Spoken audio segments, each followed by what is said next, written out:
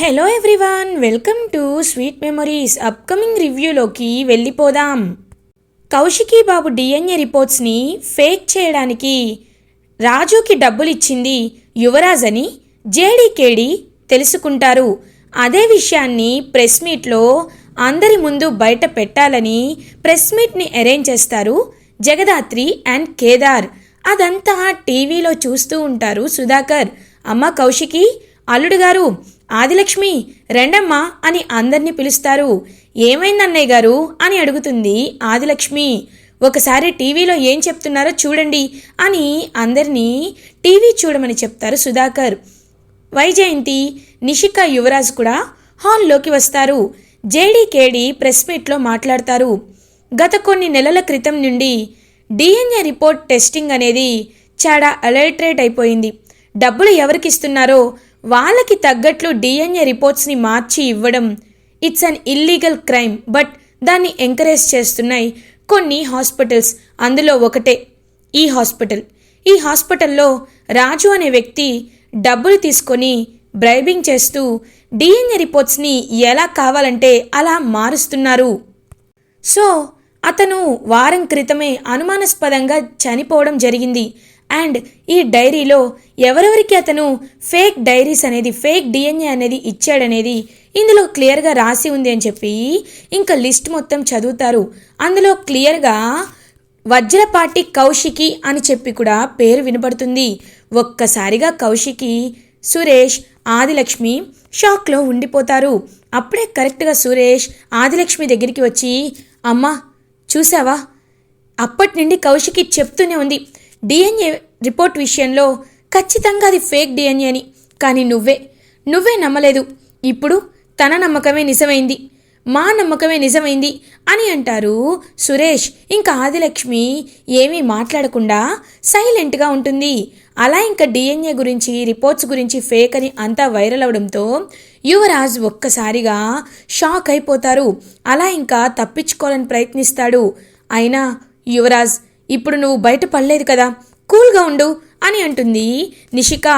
అవును అబ్బోడా, నువ్విప్పుడు కంగారు పడ్డావనుకో, ఎలా అయినా ఆ జేడీకేడీలు నిన్నొచ్చి అరెస్ట్ చేస్తారు. దేవుడి దయ వల్ల వాళ్ళు నీ పేరుని బయట పెట్టలేదు. బయట పెడితే ఇంకేమీ లేదు, కాబట్టి నువ్వు సైలెంట్గా ఉండని చెప్పి యువరాజ్ని ఇంకా అలా సైలెంట్గా ఉండమని కవర్ చేసేస్తూ ఉంటారు వైజయంతి అండ్ నిషిక.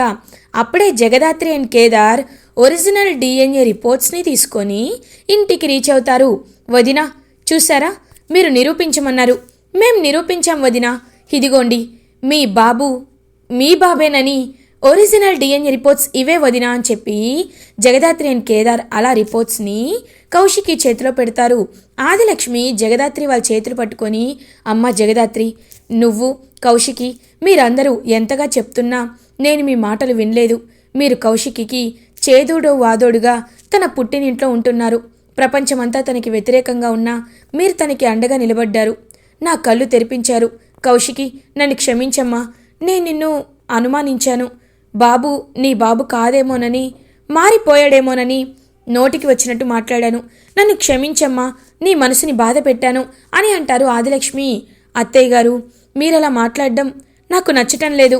అయినా మీరు నా అమ్మ లాంటి వారు. మీరు తిడితే నేను ఎందుకు బాధపడతాను? సురేష్, ఇంక నేను ఇక్కడ ఉండనురా, నా మనవడం తేలిపోయింది కదా. అమ్మా కౌశికి, ఒకటి గుర్తుపెట్టుకో, నీకు ఎప్పుడు ఈ అత్త ఉంటుంది.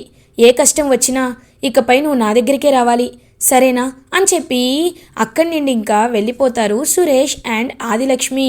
అలా ఇంకా జగదాత్రి కేదార్ హ్యాపీగా చూస్తుంటే కౌశికి జగదాత్రి కేదార్ దగ్గరికి వస్తారు. జగదాత్రి, నిజం చెప్పు, ప్రెస్ మీట్ అంతా నేను చూశాను. అందులో డబ్బులు ఇస్తే డిఎన్ఏ రిపోర్ట్స్ మార్చారు అని చెప్తున్నారు. మరి నా విషయంలో ఎవరు కావాలని డిఎన్ఏ రిపోర్ట్స్ని మార్చారు? ఎవరు ఆ రాజుకి డబ్బులు ఇచ్చారు అని అడుగుతారు కౌశికి. ఒక్కసారిగా షాక్ అయిపోతుంది జగదాత్రి.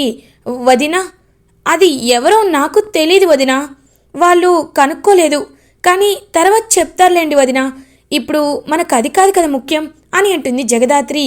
జగదాత్రి టెన్షన్ని చూసి సుధాకర్, అమ్మ జగదాత్రి, ఇలాగే కౌశికి విషయంలో వస్తున్న ప్రతి సమస్యని ఇలాగే మేము దాటివేస్తూ ఉంటే ఇంకా ప్రమాదం జరుగుతూనే ఉంటుంది. కాబట్టి ఇప్పుడే దాన్ని కట్ చెయ్యాలని అనుకుంటున్నాను. చెప్పమ్మా, ఎవరిలా చేసింది అని అడుగుతారు. మావయ్య గారు అదేం లేదంటున్నాను కదా అని పాపం కవర్ చేసేస్తుంది జగదాత్రి. వెంటనే కౌశికి లేదు, జగదాత్రి వాళ్ళు ఏదో దాచిపెడుతున్నారు అని వెంటనే జగదాత్రి దగ్గరికి కౌశికి వచ్చి నిజం చెప్పు, బాబుపై ఒట్టు వేసి చెప్పు. జగదాత్రి, నువ్వు ఏదో విషయాన్ని దాచిపెడుతున్నావు కదా అని అడుగుతారు కౌశికి. అయ్యో వదినా అని అంటుంది. నిజం చెప్పు జగదాత్రి, ఎవరు డిఎన్ఏ రిపోర్ట్స్ని ఫేక్ చేసింది అని అడుగుతారు. ఎవరంటే యువరాజ్ వదినా అని అంటుంది జగదాత్రి. ఒక్కసారిగా షాక్ అయిపోతాడనమాట యువరాజ్. అలా ఇంకా చూస్తూ ఉండిపోతాడు. వెంటనే కౌశికి అయితే కుప్ప కూలిపోతుంది. అలా ఇంకా వైజయంతి, అమ్మి కౌశికి వాళ్ళు అబద్ధం చెప్తుండారు అని అనగానే వెంటనే వైజయంతి చెంపపై కొడతారు సుధాకర్. నోర్ముయ్, మాట్లాడద్దు, అబద్ధం చెప్పాల్సిన అవసరం వాళ్ళకి లేదు. అంటే యువరాజే కావాలని డబ్బులిచ్చి కౌశికి డిఎన్ఏ రిపోర్ట్స్ని మార్చమని చెప్పారు. ఆ రోజు కూడా మీకు ఈ విషయాన్ని నేను చెప్పలేదు. అమ్మ కౌశికి, నీ దగ్గర నేను విజయాన్ని దాచిపెట్టానమ్మా. ఆ రోజు నీ బాబు, మన బాబు కూడా మిస్ అవ్వడానికి కారణం యువరాజేనమ్మా. వాడే ఆ ముష్టి వాళ్ళకి బాబుని తీసుకువెళ్ళి ఇచ్చేశాడు. ఈ నిజాన్ని నీకు చెప్దామంటే జగదాత్రి కేదార్లే నన్ను ఆపారమ్మా కౌశికి అని అంటారు సుధాకర్. ఒక్కసారిగా పాపం కౌశికి కుప్ప కూలిపోతుంది. ఏం మాట్లాడాలో కౌశికి అర్థం కాదు. వెంటనే యువరాజ్ దగ్గరికి వచ్చి, ఎందుకు యువరాజ్, ఏం ఆశించిదంతా చేస్తున్నావు? నా బిడ్డ నుండి నన్ను దూరం చేస్తే నీకేమొస్తుంది? వాడు ఒక అనాథలా పెరిగితే నీకు ఏమొస్తుంది? చెప్పు యువరాజ్, ఎందుకు ఇదంతా చేశావు అని అడుగుతారు. ఆస్తి కోసమే చేశాను. చిన్నప్పటి నుండి నువ్వు నన్ను బాగా చూసుకున్నావక్క. కానీ ఎప్పుడైతే నేను ఎప్పుడు టాప్ 2 నువ్వే టాప్ 1లో ఉన్న ప్రతిసారి నాకు చాలా బాధగా ఉండేది. ఈ ఇంటికి యువరాజ్ అంటే నేనే ఉండాలి, రాజుగా నేనే ఉండాలి. అంతేకాని మధ్యలో ఈ కేదార్ గాడొచ్చి నాకు కాంపిటీషన్గా తయారయ్యాడు. నువ్వు కూడా ఎప్పుడు నన్ను ఒక మామూలుగా చూడవు. ఎప్పుడు నేను బిజినెస్కి పనికి రానట్టే, బిజినెస్ అనేది నాకు రానట్టే చూస్తావు. అందుకే నాకు పవర్ కావాలనుకున్నాను, కంట్రోల్ కావాలనుకున్నాను. నువ్వు ఎప్పుడు బాధపడుతూ ఉంటే ఆ బాధని భరించలేకైనా ఖచ్చితంగా నాకు ఆ ఆస్తిని, కంపెనీలో ఎండి సీటుని ఇస్తావనే ఇలా చేశాను అని చెప్పి గట్టిగా చెప్తాడు యువరాజ్.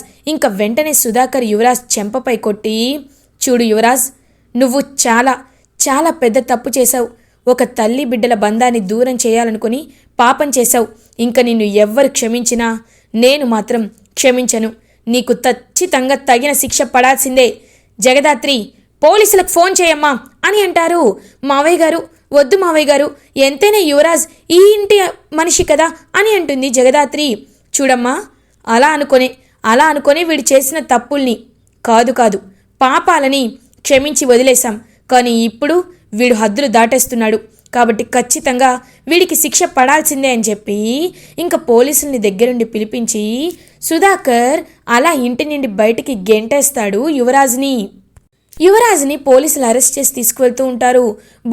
వద్దు వాడు మన కొడుకు అని అంటే, ఏయ్, నువ్వు ఎక్కువగా మాట్లాడితే నిన్ను కూడా పోలీస్ స్టేషన్కి తీసుకువెళ్లాల్సి వస్తుంది అని అంటారు. ఇంకా అలా సుధాకర్ ఇంకా ఆగిపోతుందన్నమాట. వైజయంతి చాలా చాలా బాధపడుతూ, వైజయంతి మాత్రం అబ్బోడు జైలుకు వెళ్ళాడు, ఇప్పుడు వాడిని ఎలా విడిపించాలి అని చెప్పి బాధపడుతూ ఏడుస్తూ ఉంటుంది వైజయంతి. ఇది ఇలా ఉండగా కౌశికి పాపం తన రూమ్లోకి వెళ్ళిపోయి చాలా బాధపడుతుంటే జగదాత్రి, కేదార్ అలా ఇంకా తన దగ్గరికి వెళ్తారు. వెళ్ళి, వదినా, మీరు ఇలా అయిపోతారనే మేము ఇన్నాళ్ళు ఈ విషయాన్ని చెప్పలేదు వదినా అని అంటుంది పాపం జగదాత్రి. అయినా ఆస్తి కోసం ఎందుకు జగదాత్రి, ఎందుకు ఇంతలా దిగజారిపోతున్నారు?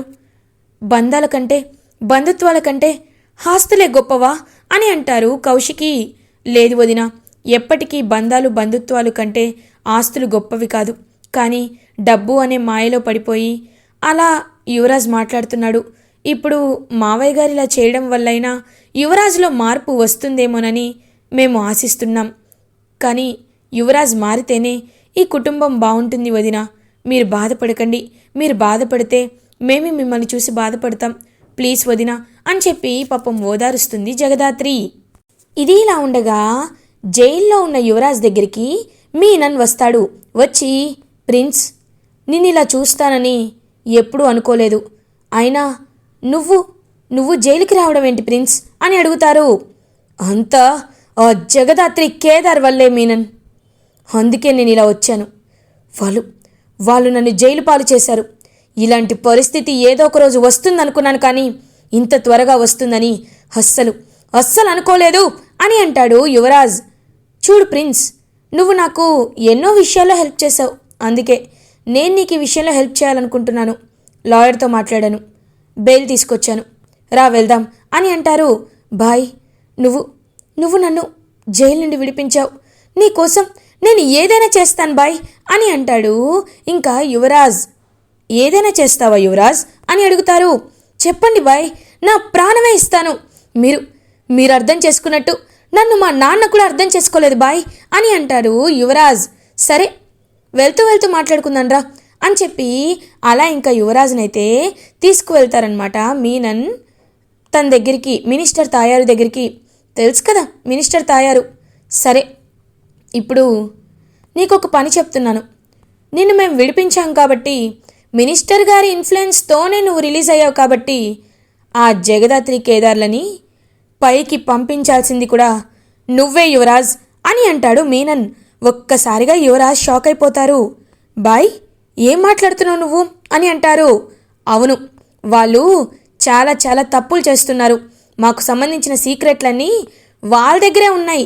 అందుకే నువ్వు వాళ్ళని చంపేశావనుకో యువరాజ్, నువ్వు జైలుకు వెళ్ళినా నేను నిన్ను విడిపిస్తాను. నా ఇన్ఫ్లుయెన్స్తో నిన్ను బయటికి వచ్చేలా చేస్తాను. అర్థమైందా అని అంటారు మినిస్టర్ తాయారు. మీరు చెప్పింది కరెక్టే. జగదాత్రి కేదార్లని చంపేస్తాను. అలా చంపితేనే నా పగ తీరుతుంది. మీరు నన్ను కూడా తీర్చుకున్నవాడినవుతాను. ఖచ్చితంగా ప్లాన్ ఏంటో చెప్పండి అని అంటాడు యువరాజ్. మా మనిషి అక్కడ ఆల్రెడీ కాపలాగా ఉన్నారు. రేపు నీ ఫ్యామిలీ అంతా కలిసి గుడికి వెళ్ళాలి అని డిసైడ్ అయ్యారు. కాబట్టి బాబుతో సహా ఫ్యామిలీ అంతా గుడికి వెళ్తారు. జగదాత్రి, కేదార్ అండ్ కౌశికి వాళ్ళు మాత్రమే ఒక కారులో వెళ్తారు. అలా వెళ్ళేలా నువ్వే మీ అమ్మ వాళ్ళతో మాట్లాడు. తర్వాత వాళ్ళ కార్ కింద బాంబు పెట్టి వాళ్ళని పైకి పంపించేయి అని అంటారు. బాయ్, అక్క అని అంటారు. అవును, అక్కే. నువ్వు జైలుకు వెళ్తే కాపాడిందా? నిన్నేమైనా చేయగలిగిందా? చూడు యువరాజ్, మీ అక్క చనిపోతేనే తన తర్వాత యువరాజువి నువ్వవుతావు. లేకపోతే ఎప్పటికీ ఇలాగే బానిసలా కిందే బ్రతుకుతావు. నీ ఇష్టం అని అంటాడు మీనన్. నిజమే, మీరు చెప్పింది నిజమే. కౌశికి అక్క కూడా బ్రతికి ఉండకూడదు. సరే, మీరు చెప్పినట్లు చేస్తాను అని చెప్పి యువరాజ్ వైజయంతికి ఫోన్ చేసి, అమ్మా, నేను ఒక విషయం చెప్తాను. రేపు కేవలం జగదాత్రి, కేదార్, కౌశికి అక్క వీళ్ళ ముగ్గురు మాత్రమే ఒక కారులో వచ్చేలా చెయ్యని చెప్పి చెప్తాడనమాట. ఎందుకు రా అబ్బోడా, నువ్వు బయటకు వచ్చేసి ఉండావా అని అడుగుతారు. అమ్మా, నేను నీకు రేపు అదంతా చెప్తాను, కానీ నువ్వు మాత్రం ఇలా ప్లాన్ చేయని చెప్పి కాల్ కట్ చేస్తాడు యువరాజ్. ఇది ఇలా ఉండగా మార్నింగ్ అవుతుంది. కౌశికి వాళ్ళ ఫ్యామిలీ అంతా గుడికి వెళ్ళడానికి బయలుదేరుతారు. పాపం కౌశికి డల్గా ఉంటే, ఇంకా నువ్వు యువరాజ్ గురించి తలుచుకోవద్దమ్మా, వాడు పెద్ద రాక్షసుడు, వాడికి ఇలా చేస్తేనే బుద్ధి వస్తుంది అని చెప్పి ఇంకా ఫ్యామిలీ అందరూ బయలుదేరితే, అమ్మీ, కౌశికి, కేదార్ వాళ్ళే నేను చాలా సేఫ్గా తీసుకొస్తారు, కాబట్టి నువ్వు కేదార్ వాళ్ళతోనే రా అని చెప్పి ఇంకా వీళ్ళందరూ ఒక కారులో వెళ్ళి కేదార్, జగదాత్రి, కౌశికి మాత్రం ఒక కారులో వస్తారు. కరెక్ట్గా ఒక బాంబు అయితే సెట్ చేస్తాడనమాట యువరాజ్. ఇంకా వీళ్ళు కారులో అలా గుడికి బయలుదేరుతుంటే బాంబ్ టైమర్ సౌండ్ వినపడుతుంది. ఇంకా సౌండ్ విన్న జగదాత్రి, ఏంటి ఏదో సౌండ్ వినిపిస్తోంది అని చెప్పి వెంటనే కిందకి చూసేసరికి అక్కడ బాంబ్ ఫిక్స్ చేసి ఉంటుంది. ఒక్కసారిగా జగదాత్రి షాక్ అయిపోతుంది. వెంటనే యువరాజ్, ఏదో ప్లాన్ చేసినట్టున్నారు. కేదార్, నేను నీకు ఒక విషయం చెప్తాను, ప్యానిక్ అవ్వద్దు, కార్ మధ్యలో ఆపి రిపేర్ అని చెప్పు అని ప్లాన్ అంతా చెప్తుంది జగదాత్రి. ఇంకా రిపేర్ వచ్చిందని చెప్పేసరికి అలా కార్ కిందకి దిగి చూస్తాడు కేదార్. చూసేసరికి అక్కడ ఒక బాంబు ఉంటుంది. ఒక్కసారిగా షాక్ అయిపోతాడు కేదార్. వెంటనే ఆ బాంబుని డిఫ్యూజ్ చేసేసి అలా అక్కడి నుండి వెళ్ళబోతుంటే మీనన్ పెట్టించిన రౌడీలు జగదాత్రి, కేదార్, కౌశికిపై అటాక్ చేస్తూ ఉంటారు. కరెక్ట్గా అప్పుడే జగదాత్రి అండ్ కేదార్ కేడీలుగా ట్రాన్స్ఫార్మ్ అయిపోతారు. అలా వచ్చిన రౌడీలందరినీ ఫుల్గా కొట్టి వాళ్ళ కళ్ళ ముందే చేతులు కాళ్ళు విరిచేస్తూ పడేస్తూ ఉంటారు. అదంతా చూసిన కౌశికి ఒక్కసారిగా స్టన్ అయిపోతుంది. దూరం నుండి చూస్తున్న మీనన్ అండ్ యువరాజ్ మాత్రం అలా చూస్తూ ఉండిపోతారు. ఇంకొకసారి మా కౌశికి వదిన జోలికి రావాలంటే ఏం చెయ్యాలో అని అలా ఇంకా అందరు రౌడీల్ని బాగా కొట్టి పడేస్తుందనమాట జగదాత్రి. షాక్లో ఉండిపోతుంది కౌశికి. వదిన మీకేం కాలేదు కదా, రండి వదిన, రండి వెళ్దాం అని చెప్పి కారులో తీసుకువెళ్తుంటే వీళ్ళు ఇంతలా చేస్తున్నారంటే నాకెందుకో వీళ్ళే జగదాత్రి, కేదార్ అనిపిస్తుంది అని చెప్పి అలా ఇంకా షాక్లో చూస్తూ ఉండిపోతారు కౌశికి. ఇంకా హ్యాపీగా కౌశికి వాళ్ళ ఫ్యామిలీ గుడికి వెళ్ళి బాబు పేరుపై హోమం పూజలు చేపిస్తూ ఉంటారు. ఇలా ఎపిసోడ్ ఎండ్ అవుతుంది. ఫర్దర్ ఎపిసోడ్ రివ్యూస్ ముందుగా మీకు కావాలి అనుకుంటే మా ఛానల్ని సబ్స్క్రైబ్ చేసుకోండి. Thanks for watching.